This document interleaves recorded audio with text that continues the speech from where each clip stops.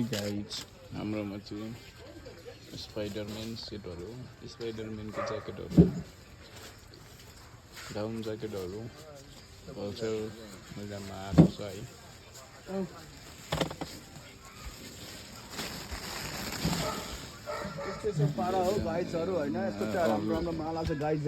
leather सेटहरू हालेको छ होइन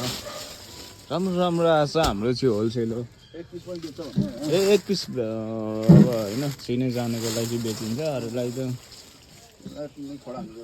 हो तर